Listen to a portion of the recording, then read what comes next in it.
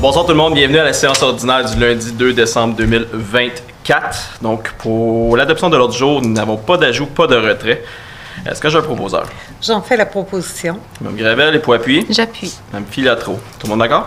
Oui. Oui. Consultation publique. Donc, pour le lot 3 37 426 au 461 avenue d'Argenteuil, dans la zone HC-408. Donc, ici, j'ai plusieurs points. Donc, c'est afin de permettre que la marge latérale gauche du bâtiment principal projeté du projet intégré d'habitation soit de 2 mètres au lieu d'une marge latérale minimale de 4 mètres, telle que prévue dans la grille de zonage. Aussi de permettre que l'allée d'accès principale bidirectionnelle du projet intégré d'habitation soit d'une largeur de 6,4 mètres au lieu d'avoir une largeur minimale de 7 mètres. Pour permettre que l'allée d'accès centrale bidirectionnelle du projet intégré d'habitation soit d'une largeur de 6,8 mètres au lieu d'une largeur minimale de 7. Et enfin, pour permettre que l'allée d'accès bidirectionnelle du projet intégré d'habitation menant aux aires de stationnement arrière soit d'une largeur de 6,7 mètres au lieu d'avoir une largeur minimale de 7 mètres. Et vous avez ici le projet en question et j'ai une recommandation favorable du CCU. Est-ce que j'ai des questions dans la salle pour ce point?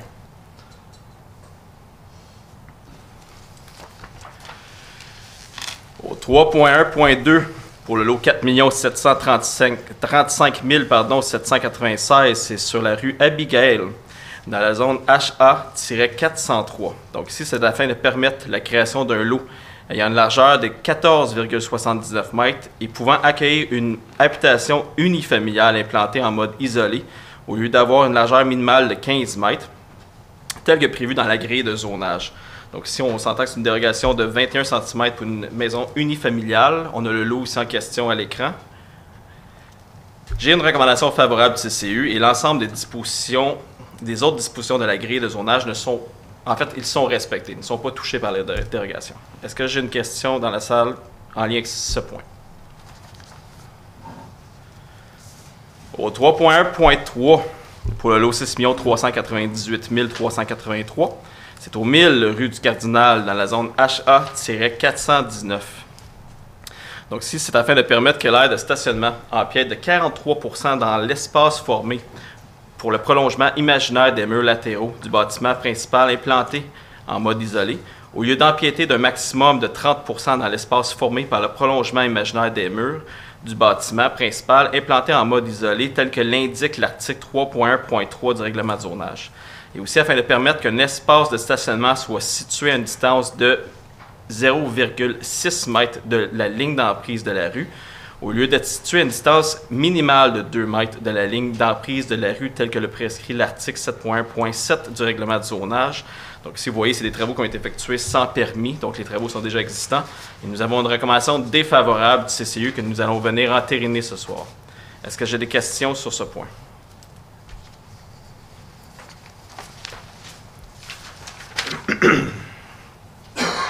Au point 4, c'est l'adoption du procès-verbal de la séance du Conseil tenue au cours du mois de novembre. Donc, c'est la séance ordinaire du 4 novembre 2024. Est-ce que tout est conforme à ce que j'ai un proposeur? Oui, je vais en faire la proposition, M. le maire. Mme Filatro, et pour appuyer? Je vais l'appuyer. M. David. Tout le monde d'accord? Oui. Oui. Au point 5, résumé de la correspondance d'intérêt public, aucun. Au point 6, période d'information. M. Lajoie.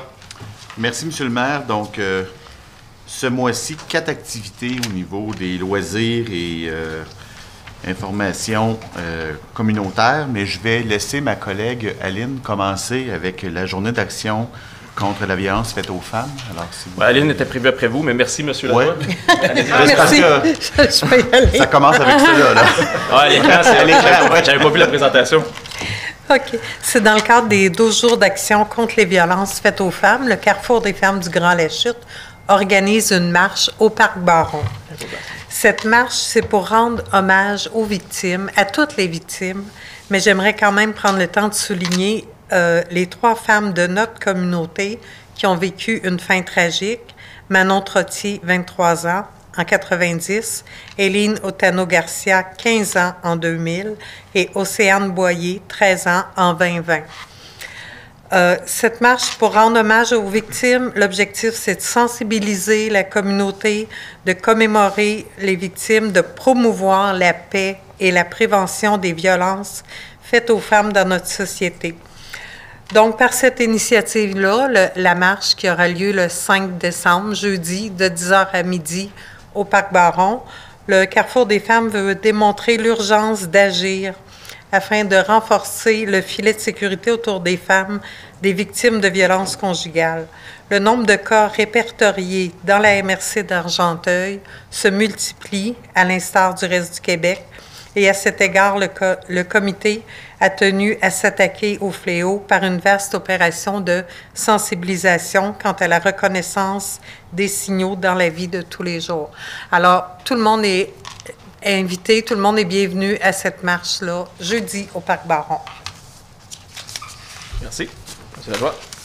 Là, c'est à mon tour. Et voilà. Oui. Donc, ce vendredi, c'est le traditionnel défilé du Père Noël à la Chute. Donc, vendredi 6 décembre 2024, dès 18h30. Toutes les informations, évidemment, se retrouvent sur lachute.ca dans l'onglet Défilé. Il annonce froid, donc on va tous être là, on va tous être habillés chaudement. J'espère que vous allez faire de même. C'est toujours une activité qui est très courue, autant pour les petits et les grands.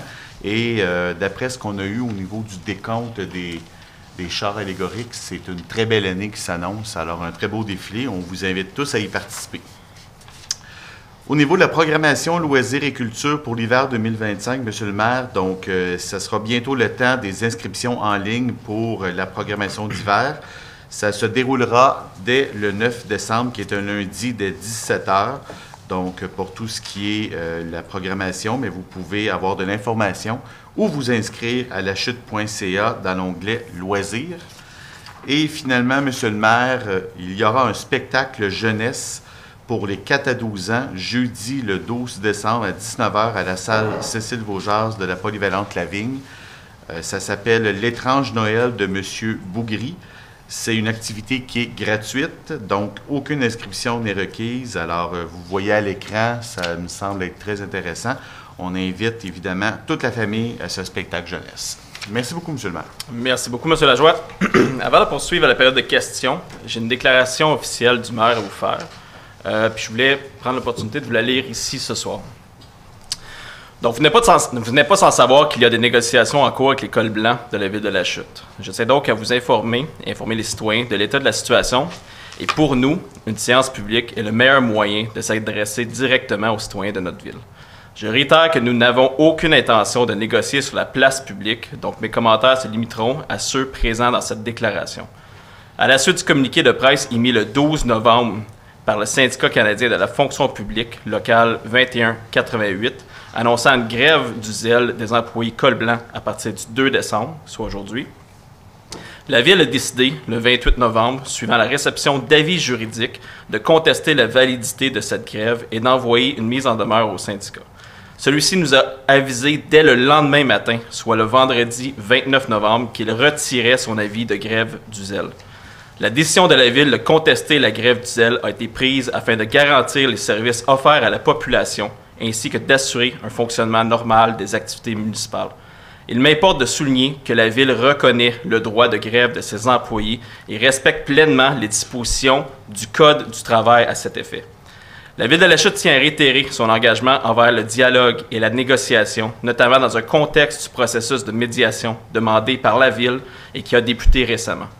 Nous maintenons notre volonté de poursuivre les discussions à la table de négociation afin de parvenir à une entente équitable et satisfaisante pour les deux parties. La Ville demeure persuadée qu'une solution négociée qui tient compte des besoins, des acquis des employés et de la capacité de payer des citoyens est dans le meilleur intérêt de tous. En terminant, je réitère mon désir de maintenir un climat de travail respectueux avec les employés tout en respectant les règles et les lois en vigueur. Je tiens également à souligner que je maintiens ma confiance, mon entière confiance envers nos représentants à la table de négociation et que M. Gravel, le comité d'administration, le conseil municipal et moi-même sommes régulièrement informés des développements et des enjeux de cette négociation que nous prenons très au sérieux. Pour ce qui est de la période de questions, je n'ai reçu aucune question écrite. Est-ce que j'ai des questions dans la salle? Au point 7, administration générale. 7.1. Dépôt du rapport du directeur général selon l'article 10.2 du règlement sur la gestion contractuelle. C'est un dépôt. Au 7.2, dépôt et accusé de réception des formulaires de déclaration des intérêts pécuniaires de certains membres du Conseil. Maître Murray? Merci.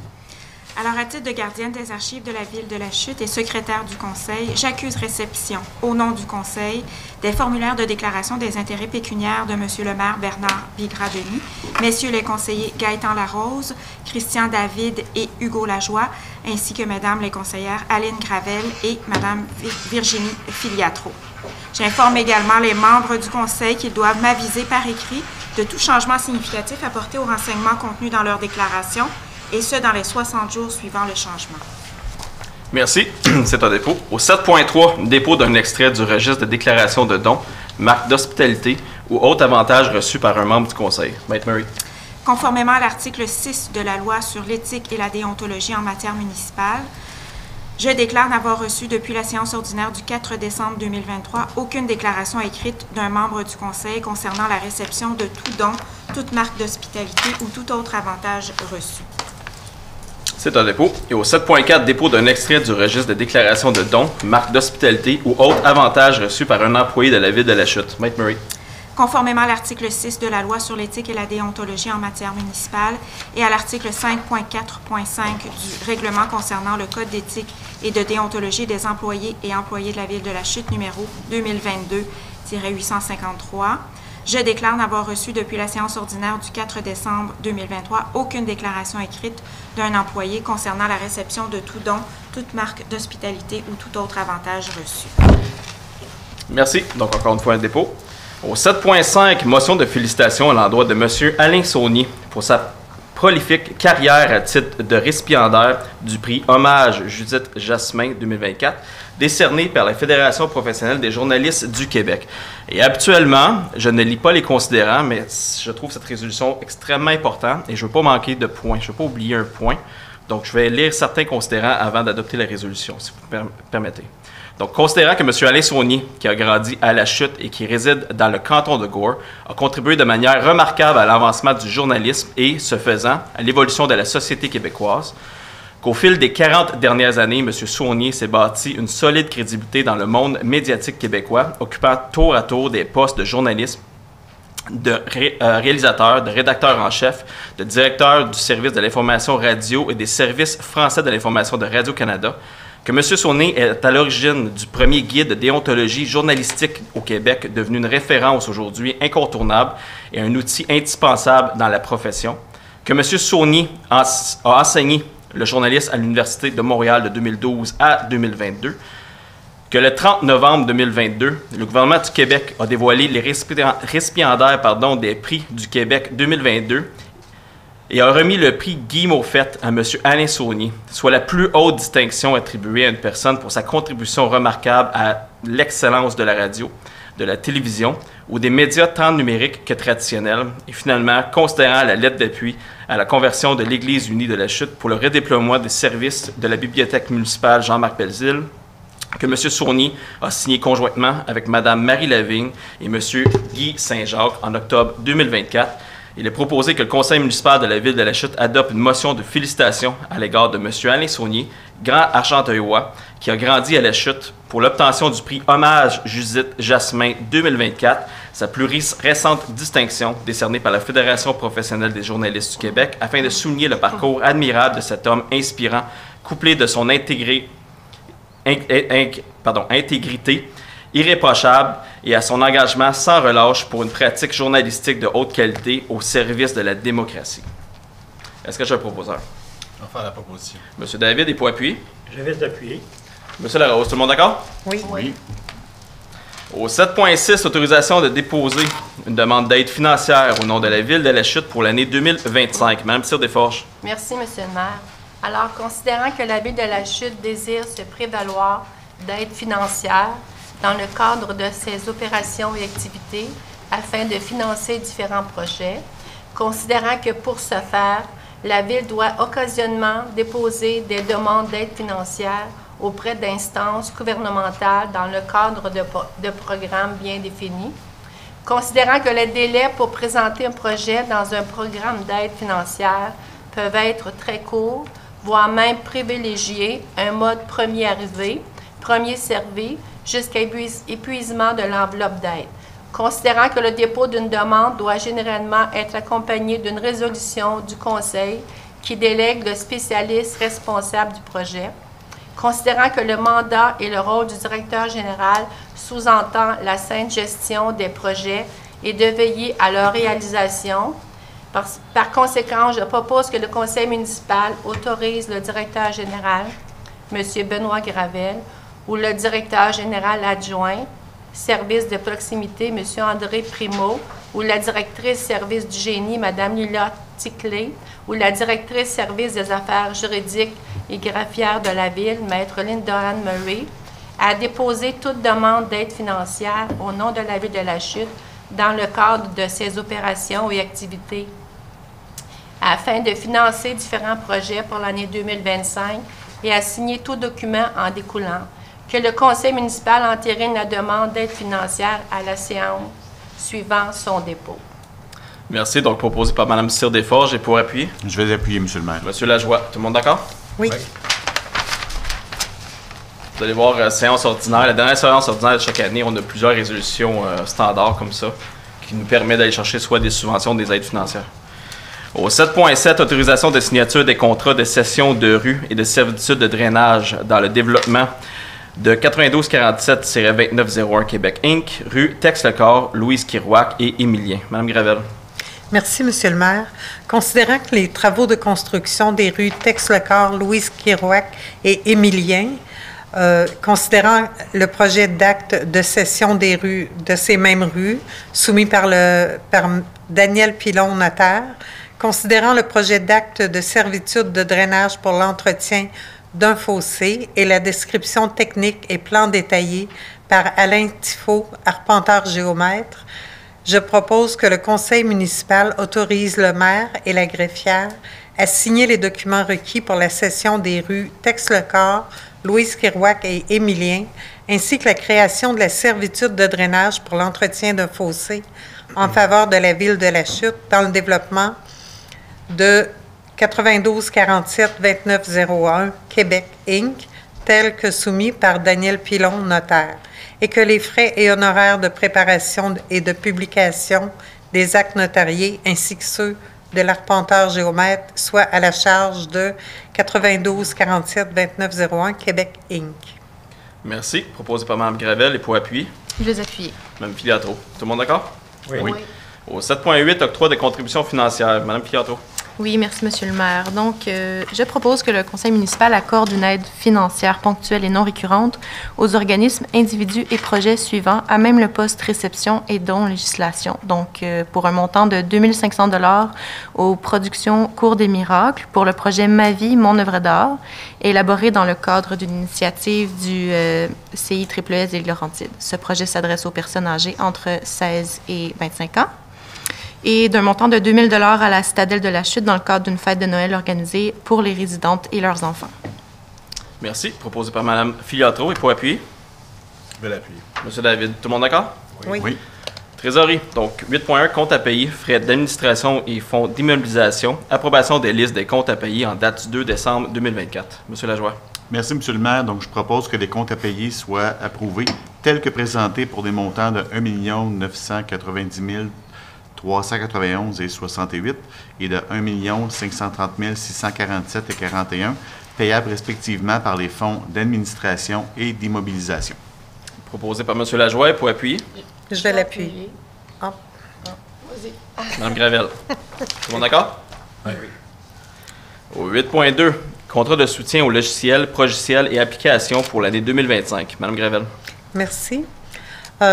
Considérant que les logiciels et les progiciels utilisés au service des finances et de trésorerie, au service de l'urbanisme et à la Cour municipale proviennent du fournisseur PG Solutions Inc., et qu'un soutien technique annuel doit être assuré sur ces logiciels pour notamment l'administration de leur système d'exploitation et la résolution de problèmes relatifs à l'utilisation des applications de gestion municipale, je propose que le Conseil autorise le paiement des factures pour le contrat d'entretien et de soutien aux logiciels, progiciels et applications pour la période du 1er janvier au 31 décembre 2025 à PG Solutions Inc. pour un montant de 110 059 $, taxes en su.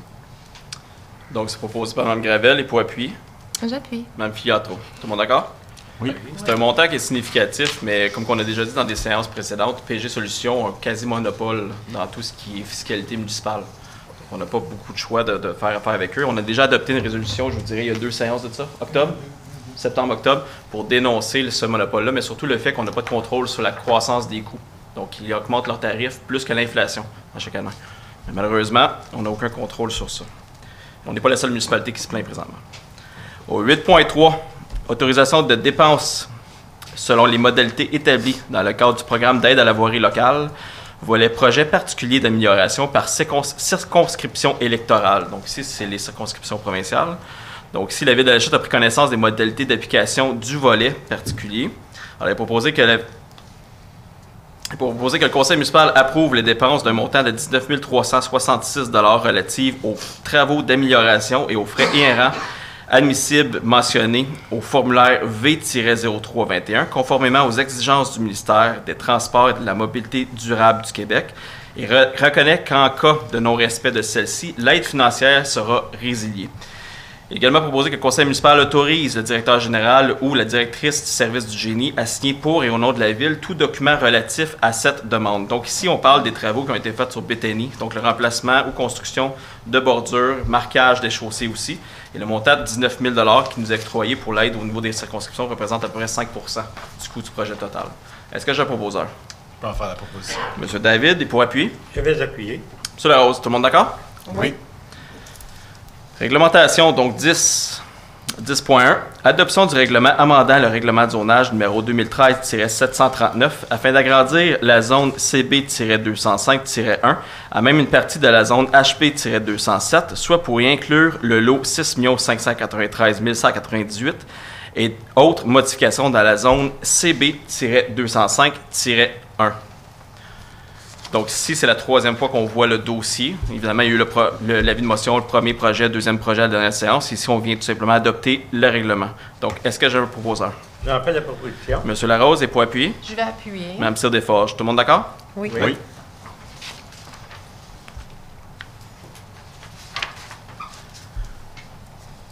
Au 10.2, règlement établissant des tarifs applicables à divers services fournis en matière de loisirs et de culture. Donc, pour commencer, j'aurais besoin de quelqu'un pour déposer l'avis de motion.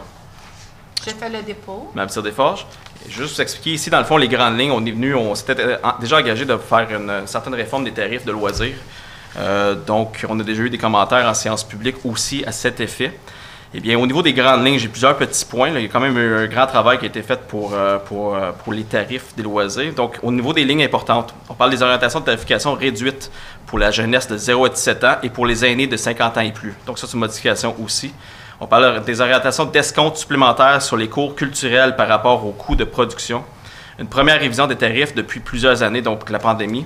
On parle d'une augmentation de maximum. On a mis un maximum à 5 $ par cours par activité pour ne pas être obligé de suivre l'inflation nécessairement toutes les années.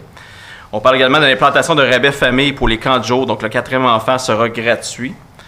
On parle de statu quo pour la programmation aquatique jeunesse, de baisse des coûts pour les corridors de nage. Ça, c'était justement un des commentaires.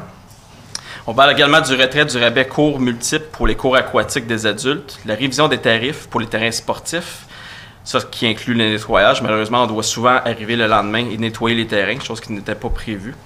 Et le retour des frais de non-résidents hors la chute pour les cours de mise en forme. Donc ça, c'est les grandes lignes de la révision qui a été faite. Donc c'est Mme Cyr-Desforges qui dépose les informations. Donc, j'ai besoin d'un autre nom pour déposer un projet de règlement. Je peux donner mon nom. Ce soir, vous vous battez tous pour les résolutions. Qui dépose? Je vais laisser ma collègue. Mme Filiatro? Au point 11, ressources humaines. 11.1, dépôt du rapport aux membres du conseil municipal concernant l'embauche de personnel temporaire, service des loisirs, de la culture et de la vie communautaire. Monsieur David.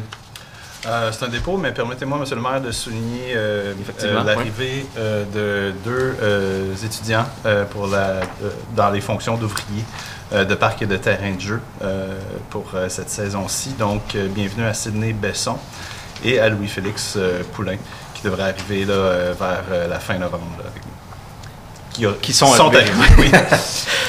Merci. Donc, 11.2, nomination au poste de technicien aux taxes et à l'évaluation. C'est un nouvel employé. M. David.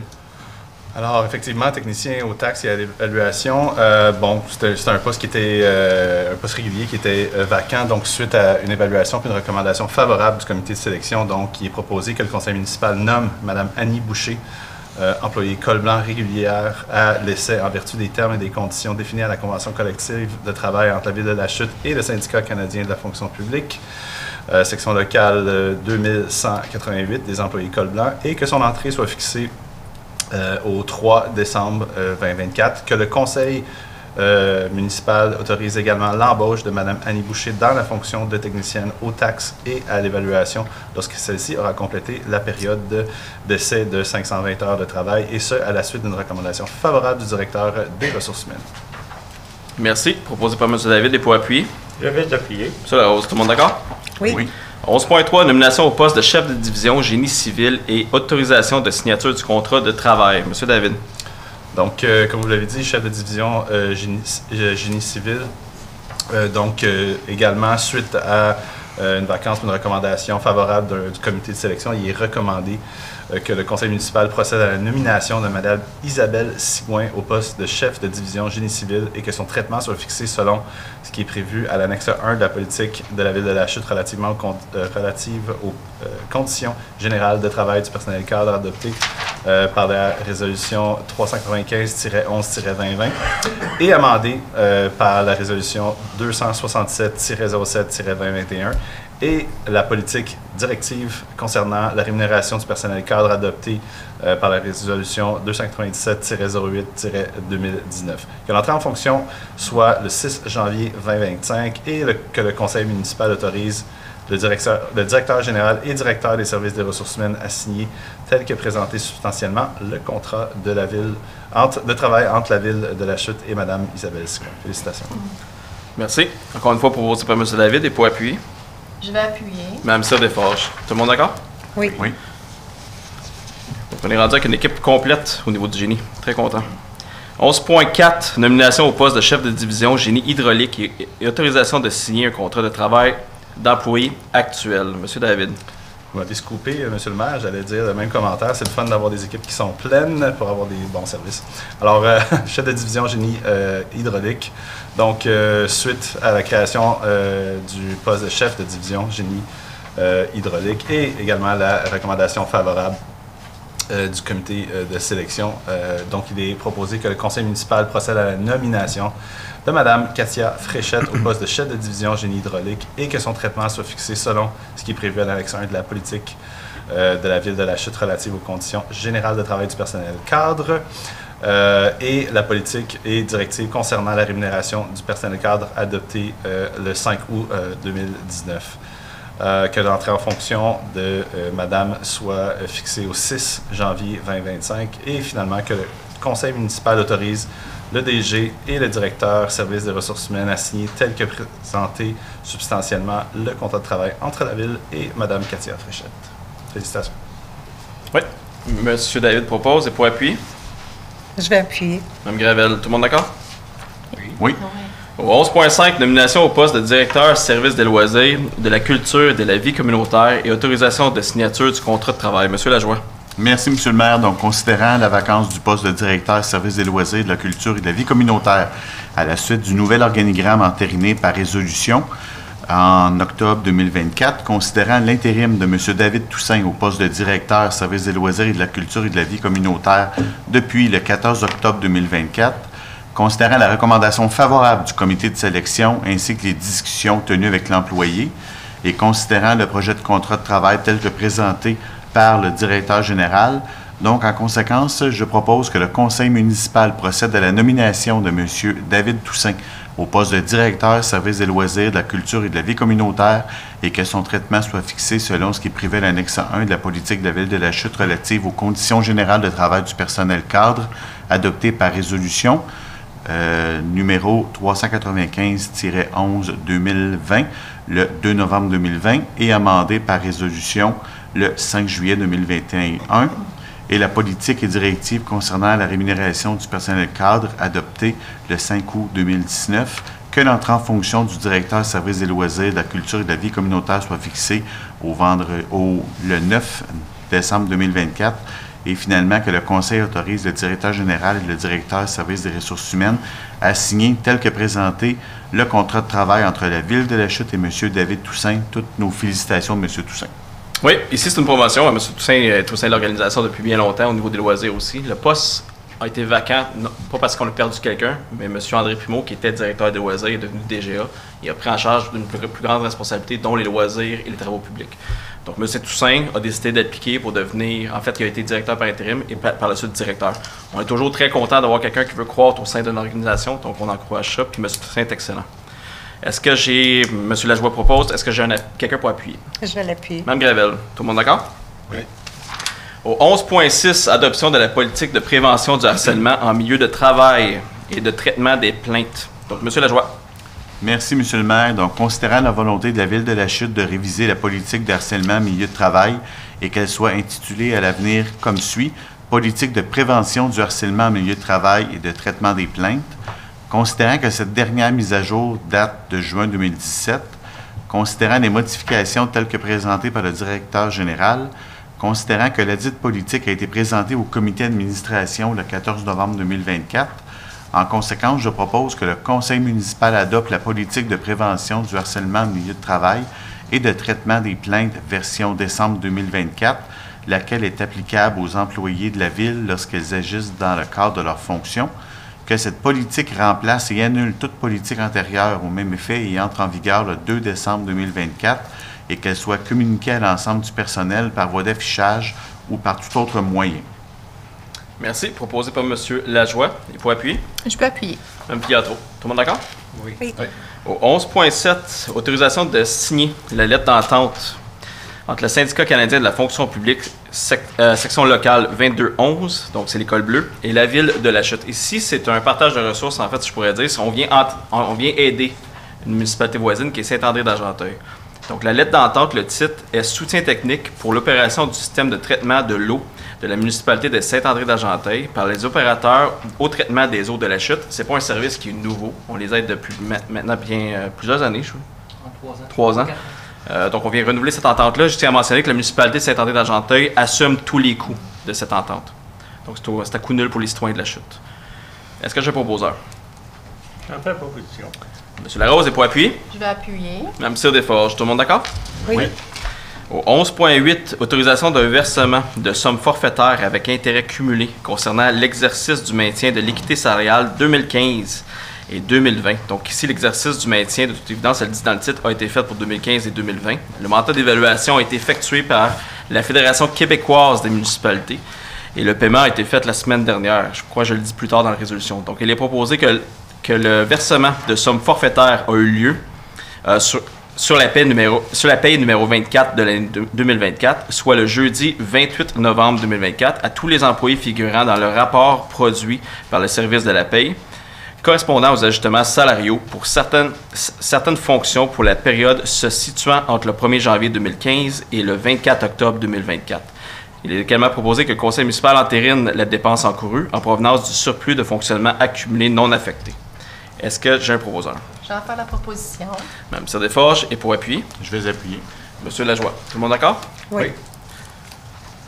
Travaux publics. Donc, au 12.1, adjudication du contrat pour les services de levée et de transport des matières résiduelles pour conteneurs transrouliers de 40 verges. M. David. Ça paraît un peu gris ou beige là, comme présentation ici, le sujet qu'on traite, mais c'est un sujet quand même important, c'est le transport des matières résiduelles, donc pour notre fameux éco-centre. Donc, suite au rapport d'analyse des soumissions préparées par le service des travaux publics et considérant que c'est un contrat qui contient des options pour le renouvellement des années en 26 et 2027, il est proposé que le conseil municipal adjuge à l'entreprise 9211-3570 Québec Inc., située au 527 rue du canton de Brownsburg-Chatham, Québec, le contrat pour les services de levée et de transport des matières résiduelles pour conteneurs transrouliers 40 verges du 1er janvier au 31 décembre 2025 au montant de 82 400 $, taxes en sus, selon l'option de service retenue, donc le service de 12 heures. Merci. Proposé par M. David. Et pour appuyer? Je vais appuyer. M. Larose. Tout le monde d'accord?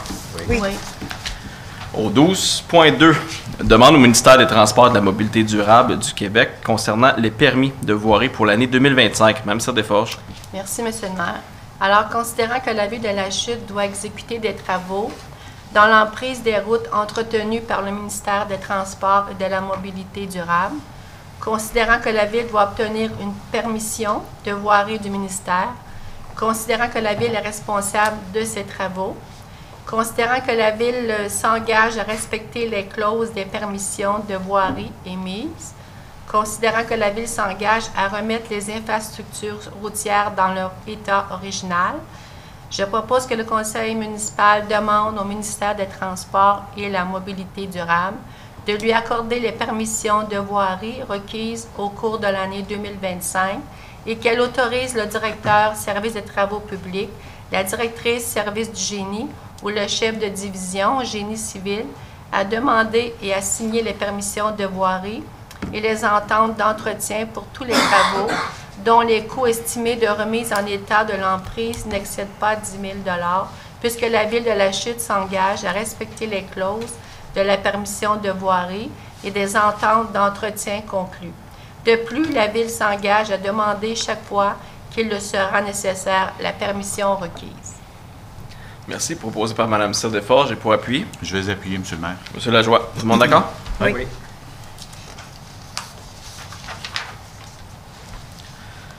Au 12.3, approbation d'honoraires professionnels additionnels pour les travaux de mise en place de nouveaux réseaux d'infrastructures souterrains. Donc ici, c'est le secteur industriel Synerté. Donc c'est un nouveau secteur industriel qu'on vient desservir. Je l'avais expliqué à la dernière séance, mais ici, il y a des frais additionnels parce que tout simplement, on avait prévu 40 heures de surveillance dans le mandat, mais nous prévoyons maintenant 15 heures de plus. Donc on doit venir l'ajouter. Pourquoi le 15 heures? Évidemment, c'est les problématiques qu'on a rencontrées au niveau de l'excavation, mais c'est pour couvrir les frais de suivi administratif et de visite de surveillance des travaux. Vous savez, par la suite, lorsqu'on va avoir ce terrain industriel desservi là, ça va nous permettre d'accueillir d'autres usines à la Chute, tout simplement dans le quartier qui est près du Tricentris. Est-ce que j'ai un proposeur? J'en fais la proposition. En fait, désolé, j'ai pas expliqué le montant. Donc, c'est pour un montant de 21 127 $ et 50 sous, taxes en sus payables par règlement d'emprunt 2018-810, tel qu'amendé. Donc, Mme Gravel, vous proposez? Oui. Est-ce que j'ai quelqu'un pour appuyer? Je vais appuyer. Mme Piatto. Tout le monde d'accord? Oui. Au 12.4, approbation pour des travaux supplémentaires en lien avec les travaux d'infrastructure souterraine sur le chemin Félix-Touchette, secteur industriel Synerté. Même dossier ici, donc c'est en lien avec les travaux d'excavation encore une fois. Donc on a découvert une conduite sanitaire qu'on doit installer pour la nouvelle station de pompage, puis il y a un conflit actuellement avec la conduite d'aqueduc et de refoulement. Donc en raison de cela, l'entrepreneur est obligé de faire des travaux de contournement, donc qui a engendré des frais additionnels pour un montant de 15 393 $ et 16 sous, taxes en sus. Le tout va également être payable par le règlement d'emprunt 2018-810 tel qu'amendé. Est-ce que j'ai un proposeur? Je vais faire Allez-y, Mme. je vais faire la proposition. C'est vraiment la première séance en 3 ans que vous vous battez pour des résolutions. Fait que Mme Piatro, M. David? Oui. C'est bon. 12.5, approbation de programme. Et puis moi, j'ai de la difficulté ce soir aussi. Approbation de programmation finale de travaux dans le cadre du programme de la taxe sur l'essence et de la contribution du Québec. Donc, c'est la TEC pour les années 2019 à 2024. Donc, si la Ville de la Chute a pris connaissance du guide relatif aux modalités de versement, et on doit respecter les modalités de ce guide qui s'applique à elle pour recevoir la contribution gouvernementale qui a été confirmée. Je tiens à vous dire que les travaux ici pour la TEC, ceux qui ont été identifiés, sont déjà réalisés. Donc, ici, il est proposer que la Ville s'engage à respecter les modalités du guide qui s'appliquent à elle, que la Ville approuve le contenu et autorise l'envoi au ministère des Affaires municipales et de l'Habitation de la programmation des travaux version numéro 6 juin. Également proposer que la Ville s'engage à atteindre le seuil minimum d'immobilisation qui lui est imposé pour l'ensemble des 5 années du programme. Et finalement, il est proposé que la Ville atteste par la présente résolution que la programmation des travaux version numéro 6 jointe comporte des coûts réalistes et véridiques. Est-ce que j'ai un proposeur? Si personne ne s'objecte, j'aimerais le proposer. Donc, proposé par M. David et pour appui, M. Larose. Tout le monde d'accord? Oui. Au 12.6, mandat de service professionnel pour une étude géotechnique et des études environnementales, phase 1 et phase 2, pour la réfection des rues Edwin et Saint-Jacques. Mme Cyr Desforges. Merci, M. le maire. Alors, considérant l'appel d'offres sur invitation du 12 novembre 2024 pour des services professionnels pour une étude géotechnique et des études environnementales, phase 1 et phase 2, pour la réfection des rues Edwin et Saint-Jacques, considérant le procès-verbal d'ouverture des soumissions daté du 21 novembre 2024, nous avons reçu 5 soumissionnaires. Considérant le rapport d'analyse des soumissions préparé par le service du génie, considérant la somme disponible à l'excédent affecté, considérant la recommandation favorable de la directrice service du génie, je propose que le conseil municipal mandate construction, expertise PG pour une étude géotechnique et des études environnementales, phase 1 et phase 2, dans le cadre de la réfection des rues Edwin et Saint-Jacques, au montant de 39 709 taxes en su, que cette dépense soit pourvue par une affectation de l'excédent affecté. Merci. Et je pense qu'il y a un point qui est important à mentionner, c'est qu'on a entendu la population à ce niveau-là. Donc, vous savez, lorsqu'on fait une réflexion complète de rues locales, donc une rue locale, c'est les rues résidentielles, la conformité de ces rues-là ne demande pas de rajouter des trottoirs. Donc, c'est plus la norme aujourd'hui de le faire, surtout pour les rues qui sont étroites. Considérant que le quartier est quand même un vieux quartier avec... Puis il y a déjà... On l'a-tu ici? Et vous voyez ici à l'écran, c'est un vieux quartier qui est assez serré, puis il y a déjà des trottoirs d'aménagés. Le conseil, on s'est positionné avec l'administration et l'ingénierie pour dire, bien, dans ces cas-là, nous allons maintenir le trottoir en place. C'est la population qui l'a demandé pour favoriser la mobilité active puis se promener de façon sécuritaire dans le quartier. Par contre, on va venir se conformer au niveau de la largeur minimale pour le trottoir. Donc ici, je me souviens bien, on a une largeur de 1,2 m. La largeur minimale pour un trottoir, c'est 1,5. Et par la suite, nous aurons une rue de 8,7 m, je me souviens, au lieu du 9. Donc, je tiens à annoncer à la population qu'on vous a entendu. Il y a eu plusieurs critiques à ce niveau-là. Et on comprend très bien que dans un quartier existant, on ne peut pas partir du nœud avec les critères d'aujourd'hui, les critères pour une rue neuve dans un vieux quartier. Donc, on respecte la volonté des citoyens ici. Donc, c'est proposé par Mme Cyr Desforges. Et pour appuyer? Je vais appuyer. Monsieur Lajoie, tout le monde d'accord? Oui. Au 12.7, mandat de service professionnel pour une étude géotechnique et des études environnementales phase 1 et phase 2, réfection des rues Prévost, Isabella, Daniel et Catherine. Monsieur Larose. Merci, M. le maire. Considérant l'appel d'offres sur invitation du 12 novembre 2024 pour des services professionnels pour une étude géotechnique et des études environnementales, phase 1 et phase 2, réfection des rues Prévost, Isabella, Daniel et Catherine, considérant le procès-verbal d'ouverture des soumissions daté du 21 novembre 2024, considérant le rapport d'analyse des soumissions préparé par le service du génie en date du 25 novembre 2024, considérant le projet 24809 inscrit au PTI de 2024, 2025, 2026, considérant les sommes disponibles à l'excédent affecté, études et avant-projet, considérant la recommandation favorable de la directrice service du génie, donc je propose que le conseil municipal mandate Construction Expertise PG à Beauharnois, Québec, pour une étude géotechnique et des études environnementales phase 1 et phase 2 dans le cadre de la réflexion des rues Prévost, Isabella, Daniel et Catherine au montant de 49 745 taxes en su. Que cette dépense soit pourvue par une affectation de l'excédent affecté, études et avant-projet. Merci. Donc, proposé par M. Larose et pour appuyer? Je vais appuyer. Mme Cyr Desforges, tout le monde d'accord? Oui. Au 12.8, donc, appui pour une demande de révision des lignes directrices pour la valorisation des sols contaminés au ministère de l'Environnement. Donc ici, c'est un appui à une autre municipalité. Donc ici, le changement, en fait, c'est qu'importe les concentrations, le niveau de concentration, les sols qui sont d'origine naturelle ou anthropique, le ministère considère que les sols doivent maintenant être gérés comme des sols contaminés. Donc c'est lorsque les municipalités viennent faire les travaux. Donc, malgré toutes les contradictions que cela implique pour les municipalités qui doivent assumer les coûts exorbitants afin de disposer de ces sols. Donc, la municipalité de Sainte-Hélène de Bagot. Bagot. Désolé, je ne connais pas la mairesse non plus. Donc, vient demander aux municipalités un appui afin de rectifier ça. Ça devient très, très dispendieux de traiter des sols contaminés. On comprend l'enjeu environnemental, mais lorsque le sol est d'origine naturelle ou la contamination au niveau des minéraux, c'est d'origine naturelle, c'est un peu difficile à comprendre pourquoi on devrait les traiter à des coûts ahurissants pour l'entreposage et en disposer aussi. Donc, on est d'accord d'appuyer ça, mais je tiens à vous dire que ce n'est pas nous qui va revendiquer ce point à Québec, c'est d'autres municipalités. Donc, il est proposé d'appuyer la résolution numéro 316-11-2024 de la municipalité de Sainte-Hélène de Bagot à l'égard d'une demande de révision des lignes directrices pour la valorisation des sols contaminés. Également proposé de demander au ministère une révision des lignes directrices pour valoriser les sols contaminés, d'assouplir les lignes directrices sur l'évaluation des teneurs de fonds naturels dans le sol afin que les critères de sol avec les concentrations élevées puissent être évalués différemment s'ils sont d'origine naturelle et d'accepter au minimum le critère générique de teneur de fonds. Est-ce que j'ai un proposeur? Je vais en faire la proposition, M. le maire. M. Lajoie, et pour appuyer? Je vais appuyer. Mme Gravel, tout le monde d'accord? Oui. Au 12.9, mandat de service professionnel de design intérieur pour la transformation de l'Église unie de La Chute en bibliothèque municipale. M. Lajoie. Merci, M. le maire. Donc, c'est moi qui fais c'est moi qui vais lire, mais je pense que vous êtes très heureux de ce genre de résolution-là. Parce que pour les gens dans la salle, les gens à la maison, vous allez voir que le dossier avance.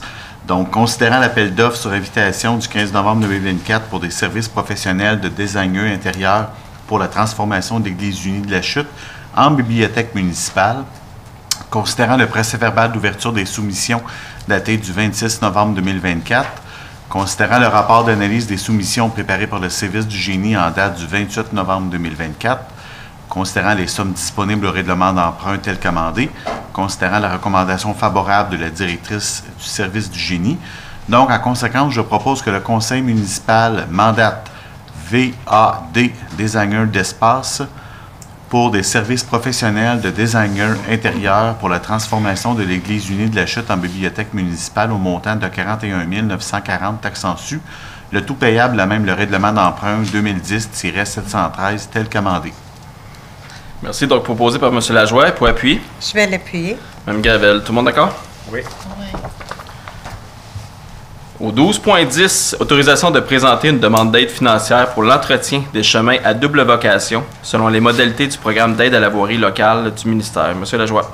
Merci, M. le maire. Donc, considérant la demande d'aide supplémentaire pour l'entretien des chemins à double vocation est renouvelable annuellement, considérant que les critères quant à l'aide supplémentaire pour l'entretien de ces chemins sont respectés, considérant que le ministère des Ressources naturelles, des Forêts ou le ministère Environnement lutte contre les changements climatiques, de la faune et des parcs et les transporteurs ont déjà fourni à la demande de la Ville de La Chute l'information appropriée concernant le type et le volume de la ressource transportée ainsi que le nombre de camions annuels qui empruntent la ou les routes du réseau municipal à compenser. Considérant que la présente résolution doit être accompagnée d'un plan municipal montrant les chemins empruntés par les transporteurs, considérant que l'information incluse dans le tableau que je vais vous présenter représente la situation du transport lourd pour l'année 2023-2024, donc pour le boulevard Bradford, c'est une ressource transportée forestier et le nombre de camions chargés par année, 468. Le boulevard Arrêt au Parc, toujours ressources forestier, c'est un nombre de camions, 468 aussi. La rue Lefebvre, toujours 468, et la rue principale, 468.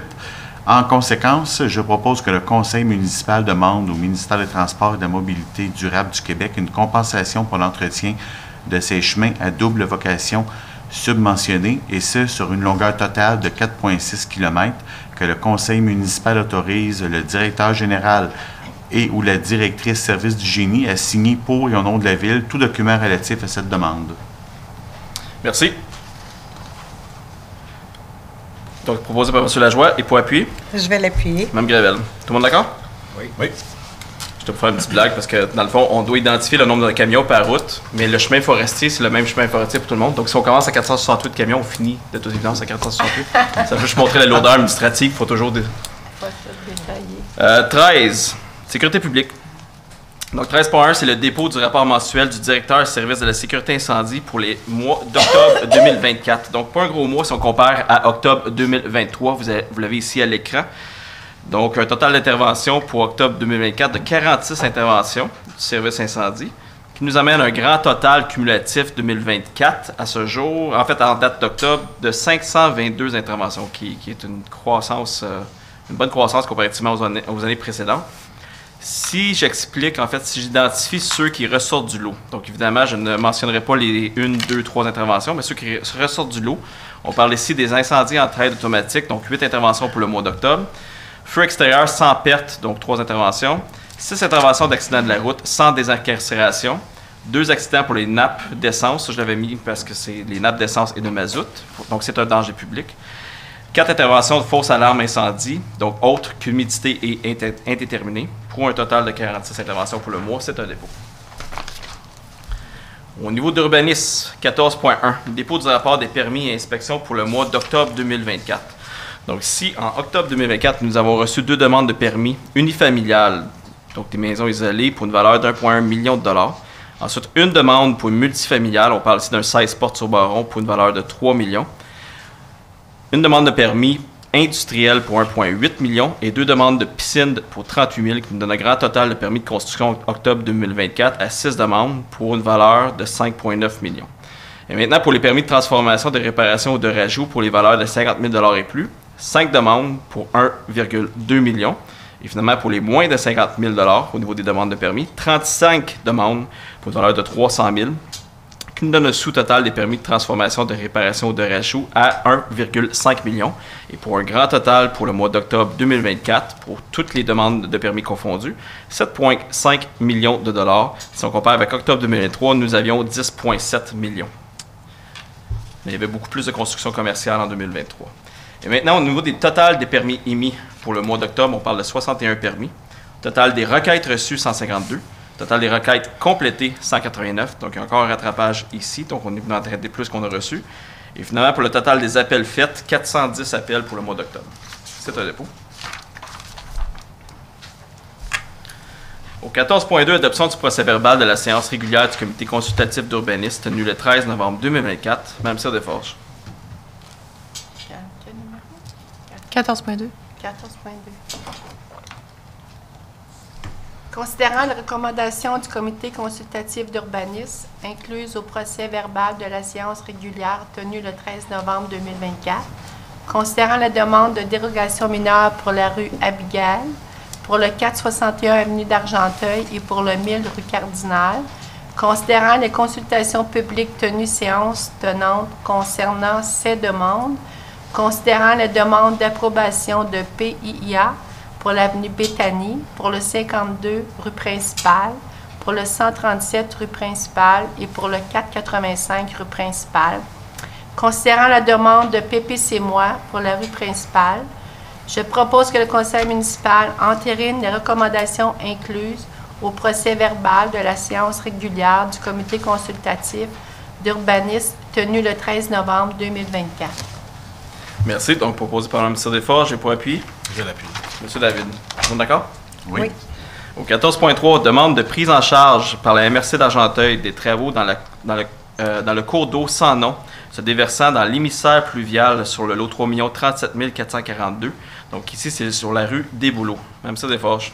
Alors, considérant qu'une visite du dit cours d'eau par la ville de La Chute confirme la nécessité de réaliser des travaux d'entretien dans le cours d'eau afin d'améliorer la libre circulation de l'eau et de minimiser les inondations menaçant la sécurité des personnes et des biens dans le projet résidentiel de la rue des Bouleaux et de la place du Clos. Considérant qu'il s'agit d'un cours d'eau, alors c'est sous la juridiction de la MRC d'Argenteuil. Considérant que le conseil municipal doit signer par voie de résolution au conseil de la MRC d'Argenteuil. Considérant que suite à la transmission de cette résolution à la MRC, le responsable régional des cours d'eau devra déposer au conseil de la MRC d'Argentin un projet d'entretien pour ce cours d'eau, décrivant la justification et l'envergure du projet. Considérant que les travaux d'entretien dans un cours d'eau sont admissibles à une déclaration de conformité selon l'article 335 du règlement sur l'encadrement d'activités en fonction de leur impact sur l'environnement du ministère et de la lutte au changement climatique, de la faune et des parcs, considérant qu'un délai de 30 jours pour analyse par le MELCCFP est nécessaire avant d'effectuer les travaux dans le cours d'eau. Ministère de l'Environnement. Je propose que le Conseil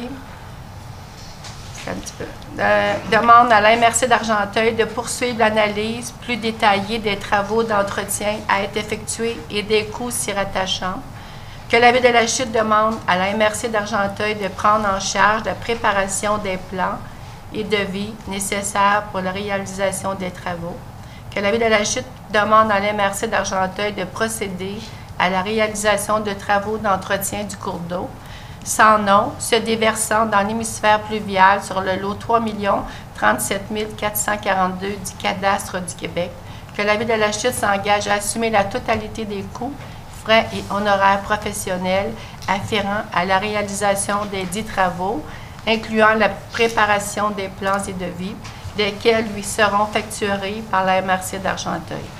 Que la Ville de la Chute devra par la suite adopter un règlement établissant la tarification et la répartition des dits coûts, conformément aux dispositions de la loi sur la fiscalité municipale.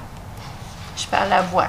Oui, c'est ça. C'est une longue résolution. Je suis pas guérie encore de ma pneumonie. Donc, c'était une longue résolution, Ouais. mais dans le fond, qui vient rassurer, en fait, je suis convaincu, les résidents des bouleaux qui ont reçu justement une lettre à cet effet. Il y avait une problématique d'écoulement des eaux pour les fossés sur ce secteur de la ville-là, une problématique majeure, puis il y avait même un refoulement. Donc ici, on doit venir nettoyer l'exutoire qui est bloqué. Donc ici, la résolution nous vient demander de pouvoir le faire. Mais aussi, il y a eu beaucoup de travail de terrain qui a été fait, notamment avec André et Lilia, qui est directrice du génie, qui sont allés consulter les problématiques individuelles de chaque résident des bouleaux pour arriver à l'année prochaine, avec un plan d'entretien de ces fossés-là pour régler une fois pour toutes la problématique d'écoulement d'eau et d'accumulation des eaux. Honnêtement, il y a des fois, c'est pas drôle, là, les fossés débordent dans ce secteur-là. Donc, on s'est engagé à le faire, on a fait des consultations publiques avec le secteur, on s'est engagé à le faire. Puis là, comme vous voyez, ça, c'est une résolution qui vient confirmer qu'on bouge. Donc, c'est proposé par Mme Cyr Desforges et c'est appuyé par... Je vais l'appuyer. M. Lajoie, il était le premier. Tout le monde d'accord? Oui. Au 15 points, ouais, c'est une longue résolution, allez. Au 15.1, autorisation de signer un contrat avec la compagnie L'Arrivée Chabot-Champagne pour les services artistiques pour le festival La Chute en Fête 2025. Monsieur Lajoie. Merci, M. le maire. Donc, on est déjà rendu à la préparation de l'édition 2025 de La Chute en Fête. Puis j'espère que votre voix va être correcte pour le mois de juillet prochain. Ça va être correct pour vendredi. Bon, parfait. Alors, considérant que la Ville de La Chute organise présentement la 4e édition du festival La Chute en Fête qui se tiendra les 18 et 19 juillet 2025 sur son territoire, considérant que le comité organisateur a fait des recherches auprès des groupes de musique professionnels pour la prestation de concerts lors d'événements, considérant la recommandation du comité organisateur d'octroyer le mandat à l'agence de la compagnie de l'Arrivée Chabot-Champagne, considérant que l'article 573.3 de la loi sur les cités et villes prévoit qu'il est possible d'adjuger un contrat sans appel d'offres lorsque l'objet du contrat est relatif à des services liés au domaine artistique ou culturel. Donc, je propose que le conseil municipal autorise la signature du contrat avec l'agence, la compagnie de l'Arrivée Cabot-Champagne pour la prestation d'un spectacle musical lors de l'édition 2025 du Festival La Chute en Fête, que le conseil municipal autorise une dépense maximale de 60 000 $ plus taxes pour ce mandat et que le conseil municipal autorise M. Benoît Gravel, directeur général, ou M. André Primo, directeur général adjoint services de proximité, à signer pour et au nom de la Ville de La Chute tout document nécessaire à l'exécution du mandat. Et les artistes sont? Non, Pas tout de suite. Donc, proposé par M. Lajoie. Et pour appuyer? Je vais l'appuyer. Là, ce soir, gang. Oh, non. C'est qui? Mme Gravel? Non, je vais laisser. M. Larose? C'est Larose. M. Larose. Tout le monde C'est d'accord? des loisirs. C'est parce que Mike Murray doit écrire les... C'est M. Larose qui appuie. Tout le monde d'accord? Oui. Ouais. Excellent. 15.2. Appui au développement du projet Circonflexe à La Chute. M. Lajoie. Merci, M. le maire. Donc, un très beau projet, considérant que le gouvernement du Québec a annoncé le financement du programme Circonflexe afin que la population ait accès gratuitement à des équipements récréatifs, sportifs et adaptés. Considérant que ce programme est offert par Loisirs Laurentides à titre d'instance régionale, considérant que le budget approximatif est d'environ 50 000 $ par milieu et doit être utilisé d'ici au 31 mars 2025, et considérant que la Ville de la Chute s'engage à participer à l'achat regroupé des équipements récréatifs, sportifs et adaptés, et évidemment considérant que la Ville s'engage à offrir les prêts d'équipement gratuits pour sa population, en conséquence, je propose que le Conseil municipal appuie le développement du projet Circonflexe à la Chute dès 2024 et que le directeur par intérim, ça va être le directeur du service des loisirs, de la culture et de la vie communautaire, soit autorisé à agir comme responsable de la mise en place du projet Circonflexe. Petite correction, c'est parce qu'évidemment, on l'a nommé directeur tantôt. Donc, proposé par M. Lajoie et pour appuyer. Il n'y a personne qui ose. Il n'y a pas personne qui Je vais l'appuyer. Mme Gravel. Tout le monde d'accord? Oui. Au 15.3, affectation pour le financement des travaux d'urgence de la toiture de la piscine intérieure de l'école polyvalente Lavigne. Monsieur Lajoie. Merci, M. le maire. Donc, considérant les travaux d'urgence sur la toiture de la piscine intérieure de l'école polyvalente Lavigne complétée en 2022 au coût de 624 602,15, considérant qu'en ce qui a trait au partage des coûts d'opération, l'entente d'utilisation qui prévaut actuellement entre le Centre de services scolaires Rivière-du-Nord, la Commission scolaire C-Wilfrid-Laurier et la partie municipale est de 30 % sont assumés par le Centre de services, 30 % par le Centre de services C-Wilfrid-Laurier, la Commission scolaire C-Wilfrid-Laurier et 40 % par la partie municipale, soit 9 municipalités de la MRC.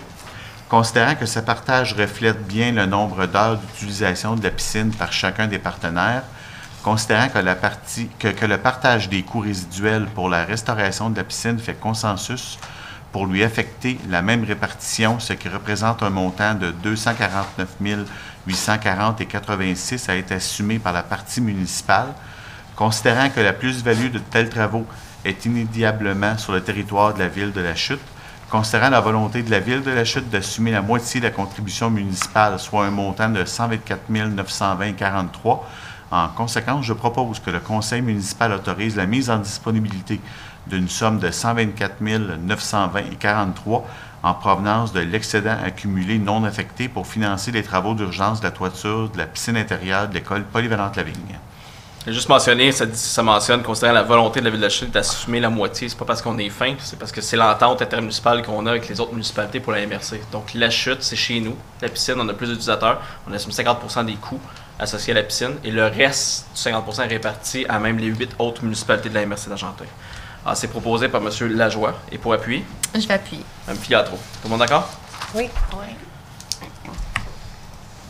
Donc, point 17, deuxième période des questions. Est-ce que j'ai des questions dans la salle? Oui. Bonsoir, M. le maire. Juste venez au micro, s'il vous plaît. L'augmentation des taxes résidentielles pour 2025, pardon, sont de combien? Le budget n'est pas adopté encore. On va faire l'annonce lorsqu'on va adopter le budget. On s'attend à combien? On s'attend à une annonce la semaine prochaine. En bas de l'inflation, à l'inflation? Oui, en bas de l'inflation comme les deux derniers le budget. Avez-vous eu votre subvention de Québec pour la bibliothèque? Restez à l'affût dans les 2 prochaines semaines. Et puis le budget, toujours de 16 millions? Non, c'est un règlement d'emprunt maximal de 15 millions. Oui. 16 plus près de 16 millions que de 15 millions. C'est un règlement d'emprunt maximal. Oui, mais on parle de 16 millions quand même. Oui, mais pas l'évaluation des coûts. Ça, on va l'annoncer lorsqu'on va faire l'annonce de l'appel d'offres. Je passe là souvent, la bibliothèque, il n'y a pas rien qui bouge depuis longtemps. Non, l'appel d'offres n'a pas été lancé. C'est pour ça que je vous dis restez à l'affût dans les 2 prochaines semaines. Il est encore temps de consulter la population. Pourquoi ne pas le faire? Parce qu'on l'a fait. Il y avait un registre. Oui, mais le registre... Alors, écoutez, non, je vous ai répondu par courriel plusieurs reprises. Vous allez respecter les citoyens à ce niveau-là. C'est une demande qu'on a fréquemment. Même la semaine passée, j'ai des citoyens qui sont venus dans mon bureau pour ça. On a fait un registre, puis on n'a pas eu de contestation au niveau du registre. Donc, le règlement d'emprunt, on est allé de l'avant. Je connais votre position. Vous nous en avez fait part. Mais la population a été consultée. On va de l'avant à ce niveau-là. Puis il y a plus de 50 % qui est financé. Monsieur le maire, ça a duré 2 petites journées, 2 semaines. Le monde n'était pas au courant. Non, c'est pas vrai du tout. Là. Non, c'est pas vrai. Moi, j'ai parlé à beaucoup... On l'a fait en toute connaissance de cause. On l'a mis dans les médias. C'est pas vrai que les gens n'étaient pas au courant. Je connais votre position, vous m'avez envoyé des longs courriels, je vous ai répondu aussi. Moi, je suis allé, mais je me suis opposé, mais j'ai parlé à plein de monde, et puis les gens n'étaient pas au courant à ceux que j'ai parlé. Ça fait que pour un si gros montant, 2 petites journées, je pense que c'était de 9h à 4h. On a respecté ce que la loi nous oblige, puis on l'a fait, puis on a communiqué l'information à plusieurs reprises, je vous l'ai déjà dit. Et nous aussi, on consulte beaucoup de gens, et les gens l'attendent. Je suis convaincu et je suis conscient qu'un investissement de 15 millions, ça paraît gros. C'est plus près de 16 millions. C'est plus près de 16 millions que 15 millions. Parce que vous ne connaissez même pas les coûts du projet. Oui, je les ai reçus par M. Primo. Oui, 15,9 millions, c'est le règlement d'emprunt maximum. Je vous l'ai expliqué à plusieurs reprises. On va communiquer les coûts du projet après l'appel d'offres. Donc, les coûts finaux du projet vont être communiqués à nous, la municipalité, après l'appel d'offres. On va confirmer ça. Et je vous ai déjà dit que 50 du projet qui est subventionné. 50 donc la part du citoyen n'est pas de 15,9 millions. On l'a déjà dit en toute transparence. Il y a un document, il y a même un site web qui a été créé à ce niveau-là. Ouais, j'ai lu la correspondance de M. Primo. J'ai quelques points. Moi, je demeure sur la rue Baron. Oui. Et puis, fin avril jusqu'à fin octobre, la rue est prise d'assaut, c'est pas un terme trop fort, là, par des mini-motos. J'avais dit à M. David que c'était des cyclomoteurs, je ne me connais pas tellement, mais j'ai fait des recherches et puis c'est le mot exact, c'est des mini-motos. C'est des jeunes, c'est pas des personnes âgées, là, puis c'est pas des gens qui ont 40 ans, là. C'est des jeunes qui arrivent, là, pas à la queue leu-leu, mais qui arrivent par groupe de 4, souvent 4 de face, ils prennent toute la rue. Ils vont assez vite. C'est des motos qui font du bruit. Ils ne font pas leur stop. Faire un stop, là, c'est d'arrêter ta moto, pas de l'éteindre, mais de l'arrêter puis de mettre un pied à terre. Mais eux autres, ils font juste ralentir, puis ils continuent. Ça fait du bruit. Et puis, j'en ai vu qui sont montés sur le trottoir. Il y a un trottoir sur Baron, là, entre Lessard et puis Kenny. Et puis le trottoir n'est pas juxtaposé à la chaussée, mais il y a un petit terre-plein. Et j'ai vu ces motos-là monter cet été, monter sur le trottoir, pour revenir dans la rue, puis retourner sur le trottoir pour revenir dans la rue. D'où qu'ils viennent, ces gens-là? C'est-tu du monde de la chute? Bien là, écoutez, spécifiquement devant chez vous, je ne sais pas. Je sais que la polyvalente La Vigne, on a eu des interventions au niveau de la SQ cet été même pour intercepter toutes les petites mobilettes, les mini-motos qui sortaient de là parce qu'on a eu une problématique. Plus de 50 infractions, je pense 50 ou 60 ont été émis. M. David nous a déjà présenté les problématiques, puis on essaie de se positionner avec la communauté voirie, voir ce qu'on peut faire spécifiquement. Vous savez, on n'est pas responsable des agissements ou du mauvais comportement des usagers de la route, mais il y a certaines dispositions qu'on peut venir travailler. On peut travailler avec les SQ. Donc, il y a des requêtes qui ont été ouvertes avec les SQ. Est-ce qu'il y a eu intervention devant chez vous? Il faudrait que je vérifie. Ça, je ne suis pas certain, on pourrait vérifier avec les SQ. Je n'ai pas vu de SQ, mais... Bien, ils se promènent, ils ont d'autres dossiers aussi, mais c'est sûr qu'on fait des interventions, mais nous, au niveau municipal, on ne peut pas être tenu responsable du mauvais comportement de certains usagers de la route. Par contre, comme je vous ai dit, M. David nous a présenté le dossier qui va être présenté au comité voirie pour essayer de voir pour la prochaine saison, parce que de toute évidence, eux ne conduisent pas l'hiver, ça ne sera pas une problématique. Non, là, il n'y en a pas. Donc, on va essayer de se positionner pour essayer de voir ce qu'on peut faire pour le printemps et la saison estivale prochaine. Oui, parce que c'est dangereux, là. Puis juste le bruit, là. Je comprends. Mais vous savez que nous, moi, en tant que maire, en tant que conseil, on ne peut pas aller là et dire aux jeunes comment conduire leur moto. Donc, on essaie de travailler avec la Sûreté du Québec pour avoir une meilleure présence à ce niveau-là parce que vous n'êtes pas le seul qui s'est plaint au niveau de la vitesse puis du bruit dans ce secteur-là. Donc, très conscient, je sais que je suis sensible à la les cause. jeunes, j'ai pensé que c'était des gens de la polyvalente. Et puis, à la place d'aller chercher Tessier, ils tournent sur Kenny, puis ils prennent Baron, puis après ça, Je n'ai pas la certitude, mais moi, je présume, c'est le jour, de toute façon. Fait que je présume que c'est eux. Oui. Mais donc, oui, effectivement, on va travailler avec les SQ pour essayer de rectifier cette situation. L'autre affaire, la rue Baron, j'imagine, vous allez l'ouvrir, malheureusement, moi, je ne suis pas pour ça, là, mais vous allez l'ouvrir pour aller chercher l'autre tronçon. Qui est, à la fin des travaux, lorsqu'on se rend, la rue Baron va ouvrir. Ça va amener beaucoup de trafic. Les gens qui vont arriver là, par Tessier, ils n'iront pas jusqu'à Béthanie, ils vont tourner sur Baron, puis vous n'allez pas être contre, là, le trafic va être amplifié avec l'ouverture des deux bouts, là. Vous allez faire quoi? Parce que la rue Baron n'est pas faite comme Tessier, elle n'est pas faite pour un trafic lourd. Oui. vous allez faire quoi pour réduire le trafic? Le trafic, selon ce qu'on peut comprendre du projet, le trafic sur Tessier devrait réduire légèrement. Là, on parle d'à peu près 11 000 véhicules jour. Le fait de créer un autre boulevard, qui est le boulevard La Lauriane, qui va traverser plus au sud de la ville, devrait permettre de dévier une certaine circulation, un certain volume de véhicules. C'est sûr qu'on va le voir une fois que ça va être fait. Mais écoutez, il y a beaucoup de gens qui descendent sur Béthanie, qui traversent Tessier pour remonter ensuite sur Argenteuil. De toute évidence, s'ils ont un circuit un peu plus facile au sud de la ville, ils vont l'emprunter. Ça va être un boulevard qui va être beaucoup plus aménagé pour un plus grand volume aussi.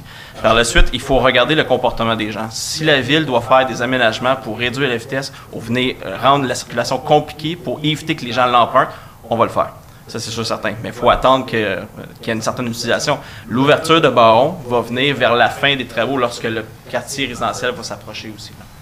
Donc, on parle de plusieurs années, puis on a déjà présenté publiquement lors d'une consultation publique et dans les documentations qu'on parle de jusqu'à 15 ans pour réaliser l'entièreté de ce développement. Avant d'ouvrir la rue? Non, avant que l'entièreté du projet soit réalisée. Donc, il faudrait voir jusqu'où on est rendu pour l'ouverture de cette rue-là. Ça, par cœur, je ne l'ai pas, mais on pourrait vous communiquer c'est quoi, si on est au courant des détails. Ça serait important de nous communiquer ça. Mais moi, j'avais dit à M. David, demandé à M. David qu'on mette là, des dos down. Bien, c'est ça, je vous dis, on va regarder le comportement des gens. Si ça devient problématique, nous, on peut venir aménager des choses, que ce soit dos down ou simplement réduire la largeur de la rue qui rend problématique la circulation. Habituellement, les gens aiment la circulation qui est fluide, qui est rapide. Donc, si on rend leur vie difficile, ils n'empruntent plus ces artères-là. Pas ces artères, mais ces rues-là. Donc, on va voir. Moi, je suis ouvert à mettre on l'a fait dans d'autres secteurs. On l'a fait dans le secteur 6, justement, où les gens ont été obligés de ralentir et n'empruntent plus certaines rues. Bon. OK, très bien. J'ai un autre point, deux autres points. Faites-vous appliquer votre règlement sur les pesticides? Oui. En fait, la première année est une année de sensibilisation. Donc, toutes les entreprises sont venues déposer. Oui, attendez. On ne peut pas l'appliquer du jour au lendemain s'il n'y a pas eu de sensibilisation et tout. Et par la suite, au niveau des inspecteurs, on a adopté plusieurs résolutions pour mandater les inspecteurs pour qu'ils aient le pouvoir de soit émettre des permis de constat d'infraction pour plusieurs types de projets, plusieurs types d'infractions. Mais ça, c'en est un. Donc oui, évidemment, l'été prochain, on va venir renforcer ce règlement-là. Ça a été une position du Conseil assez claire. Donc, vous n'avez pas remis aucun constat d'infraction ça a été très clair lorsqu'on a adopté le règlement, que c'était une année de sensibilisation pour permettre aux gens de s'adapter et aux entreprises de s'inscrire. Parce que je vais vous dire, les arroseurs, là, ils n'ont pas changé leur comportement cette année. Il y en a beaucoup qui l'ont fait. Je sais qu'il y a sûrement des contrevenants que je ne suis pas convaincu, mais il y en a beaucoup qui l'ont fait. En fait, il y a plusieurs entreprises qui sont venues demander leur permis pour épandre du biologique. Bon, tant mieux. En tout cas, moi, j'ai un voisin qui avait du trèfle sur son terrain. Ouais. Il a passé un arroseur qui est connu dans la région ici. Et puis, ça a senti fort pendant 2 jours. 5 jours après, il n'y avait plus de trèfle sur son terrain. Donc, il y a un problème, là. Évidemment. Il y a un problème. Le dernier point que je veux apporter, je me suis fait une douzaine de fois, on a cogné à ma porte, c'était des colporteurs. Oui. Une douzaine de fois, là, ça peut être plus. On a eu de la difficulté cet été, honnêtement. Et puis, une dizaine là-dessus, là, c'était des gens qui faisaient là, du pavé, du goudron là, sur le pavé. Là. Une dizaine. Je n'avais un à toutes les semaines.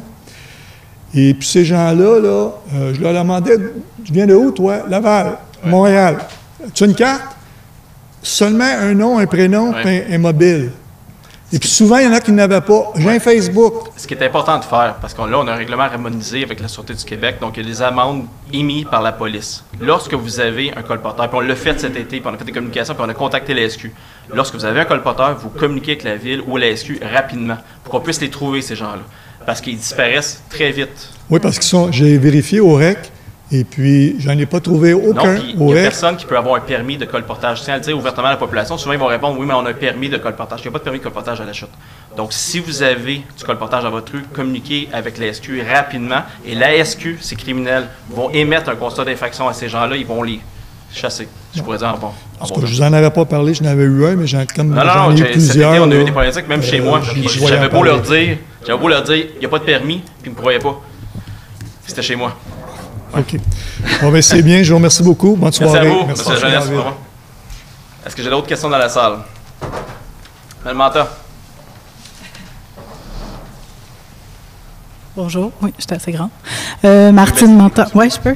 Oui. Voilà. Martine Manta, Carrefour des femmes du Grand Lachute. En fait, vous le savez, depuis la semaine passée, depuis le 25 novembre, c'est les 12 jours d'action contre les violences faites aux femmes du 25 novembre au 6 décembre. Et vous savez que dans Argenteuil, on a un comité opérationnel au niveau de la violence conjugale, mais avec le Carrefour des femmes, on a aussi créé un comité 12 jours d'action. Donc, le Carrefour des femmes est très fier de faire partie de ce partenariat-là avec d'autres organismes pour travailler là, en amont pour contrer les violences faites aux femmes. Et on a créé des macarons comme vous portez aujourd'hui. Mais moi, je suis ici vraiment pour vous remercier de nous permettre de faire une marche commémorative le 5 décembre dans le Parc Baron. Pour commémorer, c'est un devoir de mémoire qu'on a de commémorer aussi qu'est-ce qui s'est passé le 6 décembre à la Polytechnique et de commémorer aussi les 3 féminicides qu'il y a eu dans Argenteuil au cours des quand même très longues années. Et je voudrais vous remercier de nous prêter aussi les infrastructures pour faire de cette marche-là un succès. Donc, voilà, c'était des remerciements. Un grand plaisir. Merci beaucoup à vous, en amont, pour vos implications. Puis c'est une cause qui touche, en fait, qui touche le Conseil en entier. Nous sommes très sensibles à la cause. Donc, on va être présents aussi à votre marche. Merci beaucoup. Merci à vous. Est-ce que j'ai d'autres questions dans la salle? C'est quoi? Bien, en fait, les problèmes individuels, on va les régler. Juste de remettre vos documents, vos informations personnelles à M. André Primo, puis on va communiquer avec vous pour régler votre problème personnel. OK? Non, mettez-le au coin du bureau. Si on a déjà vos coordonnées, je vais communiquer avec vous directement pour régler votre problème individuel en personne. Est-ce que j'ai d'autres questions dans la salle? Donc, au niveau de la levée de la séance, est-ce que j'ai un proposeur? On fait la proposition. Mme Sédéfort, j'ai pas appuyé. J'appuie. Monsieur Lajoie. Bonne soirée à toutes et à tous.